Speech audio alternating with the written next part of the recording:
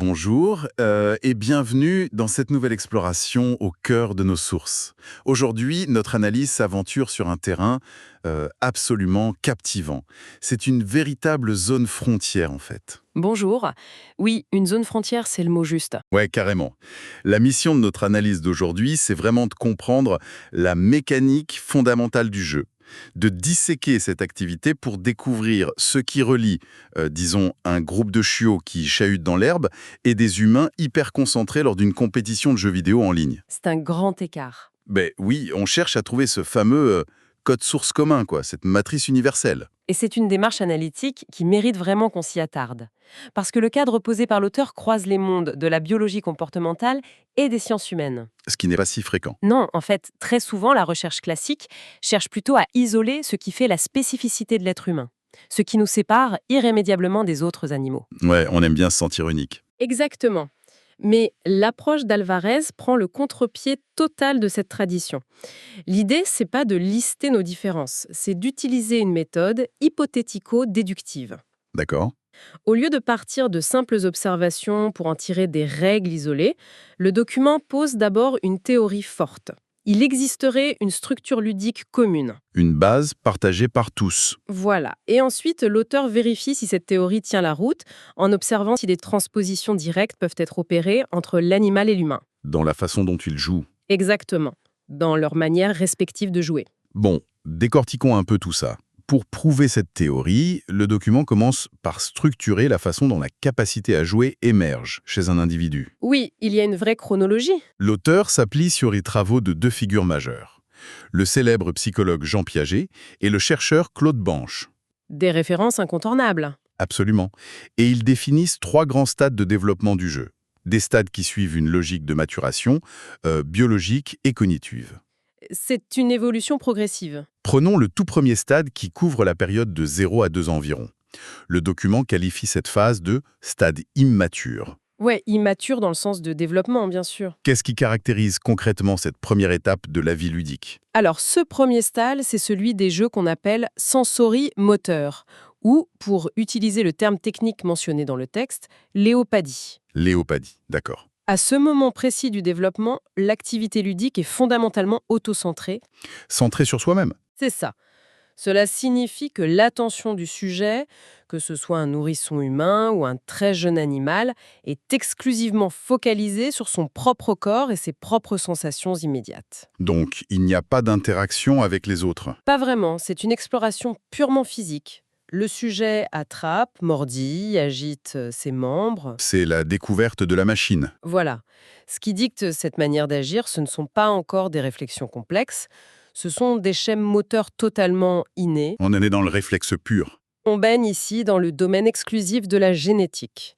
L'individu teste la machine corporelle avec laquelle il est né. C'est ce que le sociologue Roger Caillos, qui est également cité dans l'étude, appelle la païdia. Tout à fait. Une forme de jeu libre, spontané, presque chaotique en fait, et surtout dépourvu de toute règle extérieure. C'est l'anarchie totale à ce stade. Et la caractéristique principale, c'est qu'il s'agit d'un solo play. Le sujet joue seul dans sa propre bulle sensorielle. Exactement. Mais ensuite, le tableau évolutif nous emmène vers un deuxième stade, situé approximativement entre 2 et 4 ans. Et là, c'est qualifié de phase pubertaire. Le moment où ça commence à s'ouvrir. Ouais, c'est là qu'émergent les jeux symboliques, ou la mésopéidie. On imagine qu'il y a un déclic cognitif majeur à ce moment-là, non? Le déclic est spectaculaire. C'est une phase de transition délicate, mais vraiment cruciale.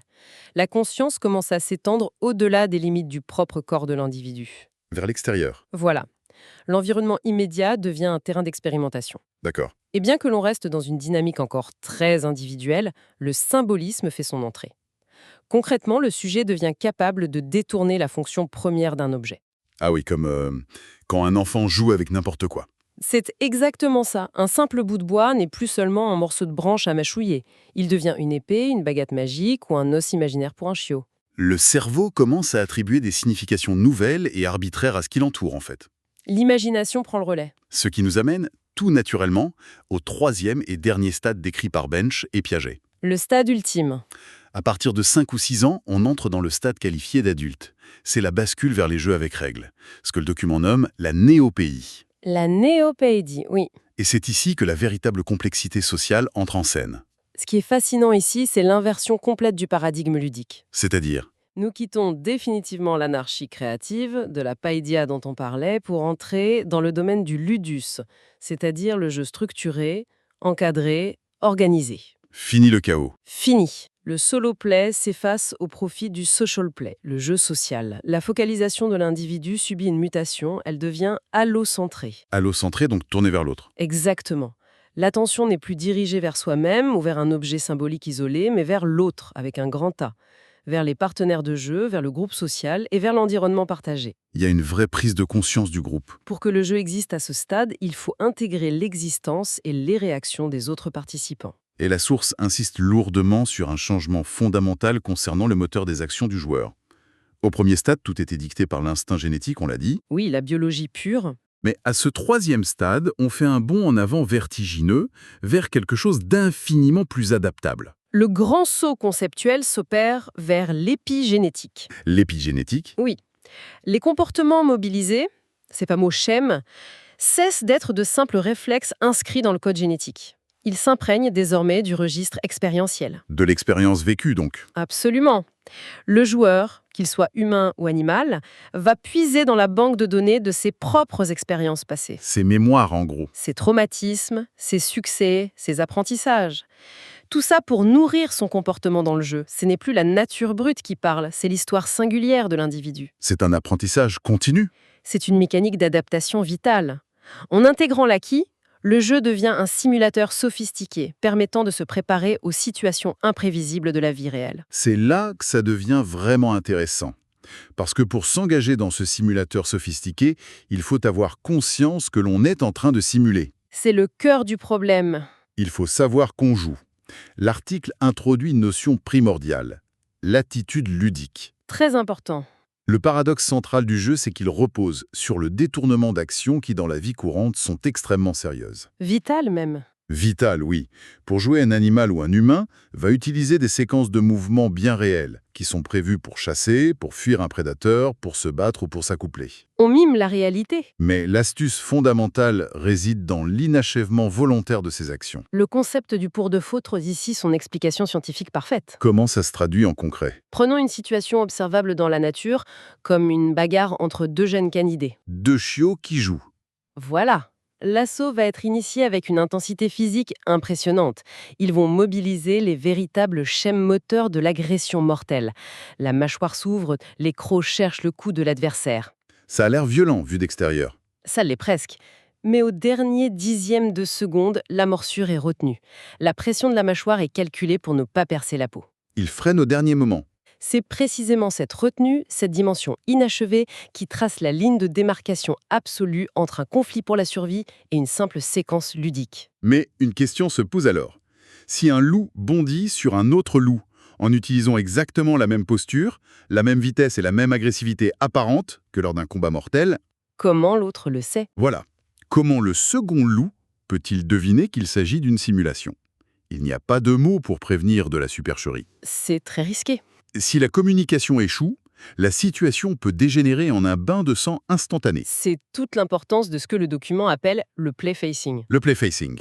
Puisque l'action physique ressemble à s'y méprendre à une action de survie, il faut un canal de communication parallèle pour désamorcer la tension. Un signal secret en quelque sorte. Le play facing regroupe l'ensemble des traductions corporelles, des mimiques, des postures ou des vocalisations qui agissent comme des marqueurs ludiques. Par exemple?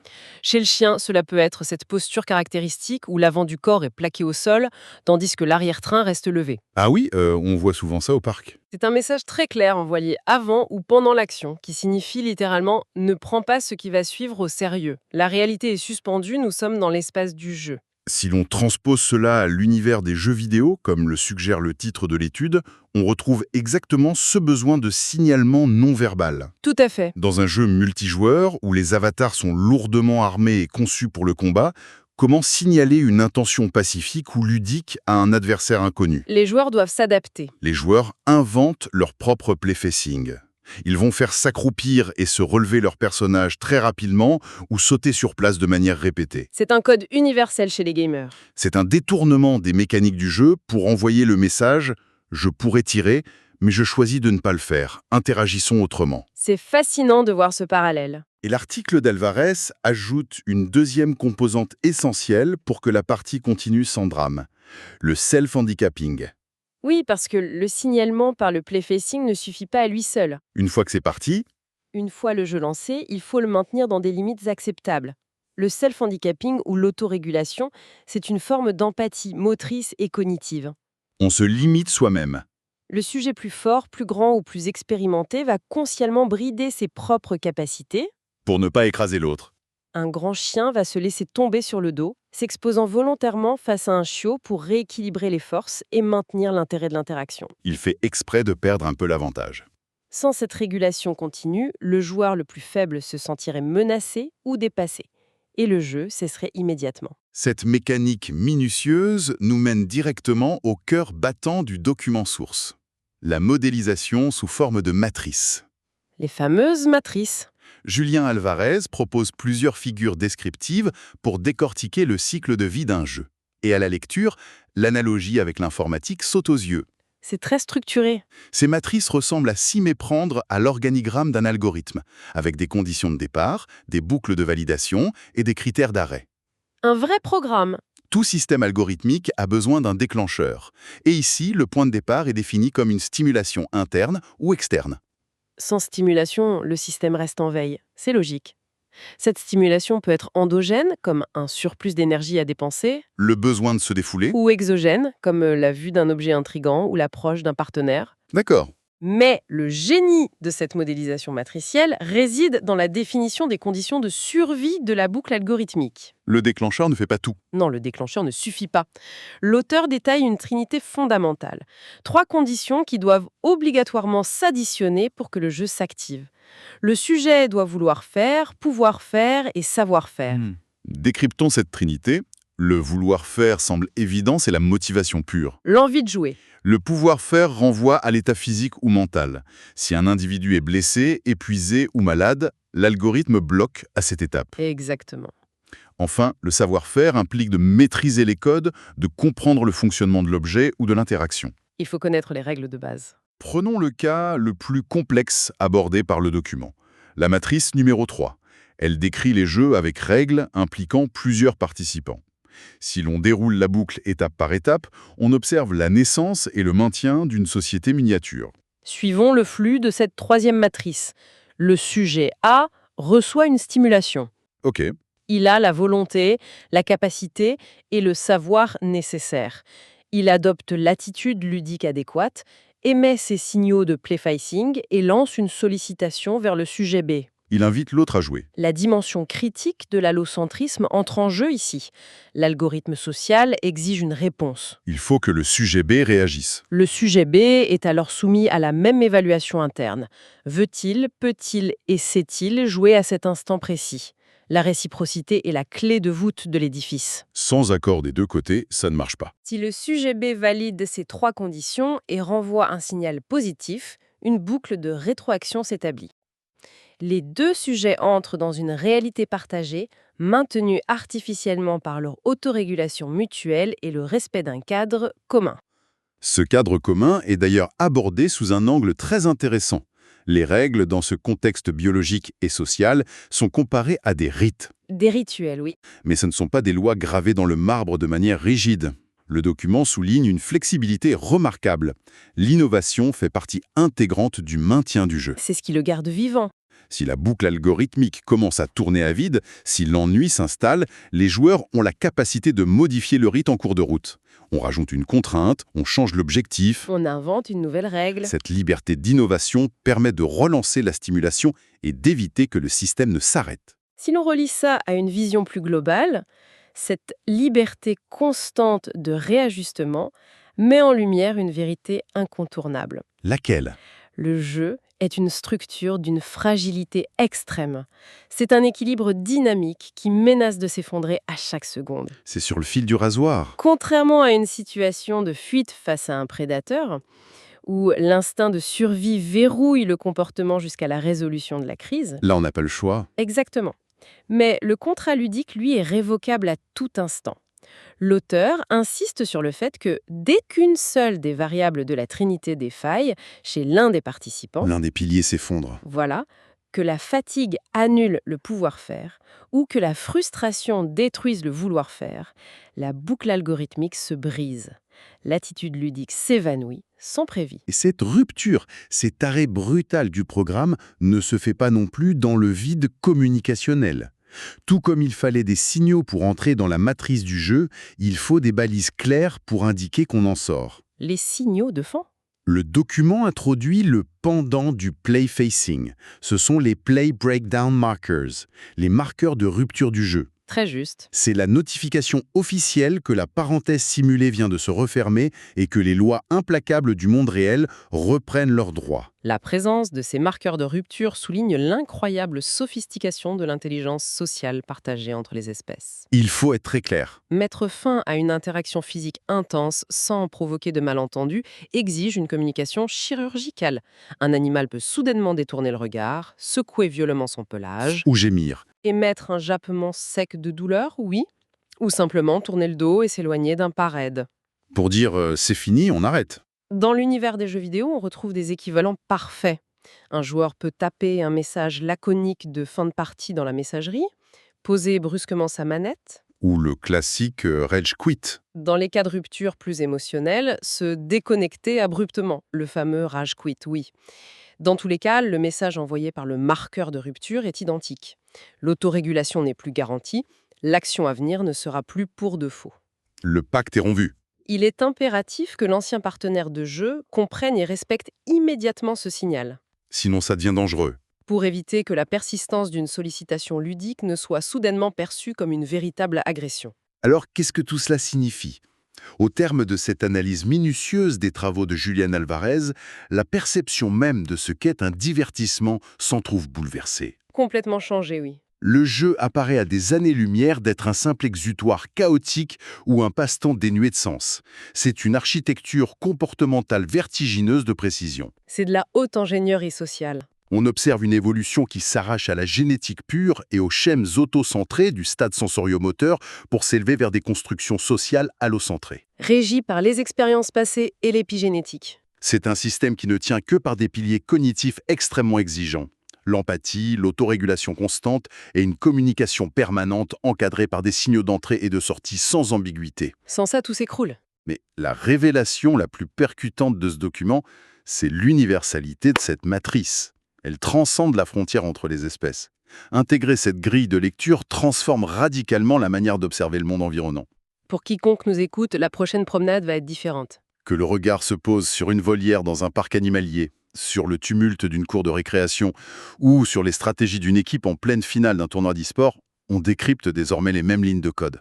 La même boucle de validation. La nécessité absolue, simultanée et réciproque de vouloir, pouvoir et savoir jouer ensemble. Cela soulève une question importante. Une interrogation laissée en suspens dès l'introduction de l'article scientifique. Laquelle ? En posant ce cadre croisé, l'auteur évoque l'ambition d'explorer un concept très contemporain, le serious game ou le jeu sérieux. Ah oui, les jeux appliqués à l'entreprise ou l'école. Aujourd'hui, les structures humaines intègrent le jeu de manière utilitariste. On conçoit des jeux d'entreprise pour le management, des jeux vidéo éducatifs pour l'école, utilisant la mécanique de l'amusement pour masquer l'inculcation de savoirs essentiels sur le long terme. On apprend sans s'en rendre compte. Or, si la démonstration d'Alvarez est exacte, si le règne animal maîtrise déjà toute la complexité algorithmique des matrices de jeu social, de l'autorégulation et même de l'innovation des règles, Où est-ce que ça nous mène ? une hypothèse fascinante émerge. Le monde animal pratique-t-il déjà le jeu sérieux ? Oh, c'est une sacrée question, ça. Certaines espèces orchestrent-elles consciemment des parties dans le but caché d'assurer des formations vitales aux plus jeunes, planifiant ainsi la survie future du groupe social ? Un apprentissage calculé ? Ou bien la conception d'un système ludique, intentionnellement détourné vers un but purement pédagogique et utilitariste, demeure-t-elle le dernier bastion exclusif de la cognition humaine ? La toute dernière frontière qui nous distingue de ces espèces avec lesquelles nous partageons pourtant l'indéniable instinct du jeu. C'est une piste de réflexion abyssale pour quiconque cherche à cartographier les véritables limites de l'intelligence évolutive. Je trouve ça vertigineux de penser qu'on n'a peut-être pas le monopole du jeu sérieux. Une piste vertigineuse en effet. Il est profondément stimulant de réaliser que derrière l'apparente légèreté d'un instant ludique opèrent en silence les mécanismes d'adaptation et de survie les plus perfectionnés de la biologie et de la vie en société. C'est tout un monde à redécouvrir. L'analyse de ces mécanismes universels rappelle à quel point l'observation attentive efface les frontières que l'on pensait immuables. C'est sur cette grande interrogation conceptuelle que se clôture cette plongée au cœur de nos sources. Merci de m'avoir accompagné. Observer les dynamiques ludiques, humaines ou animales ne se fera plus jamais avec le même regard. Garder cette curiosité analytique permet de continuer à déchiffrer ce qui rassemble fondamentalement les êtres vivants. À très bientôt pour une nouvelle exploration de ces savoirs qui changent notre compréhension du monde. Merci beaucoup d'avoir suivi ce décryptage. Et si vous voulez aller plus loin, n'hésitez pas à faire un tour sur le site ludoscience.com, c'est une mine d'or d'informations.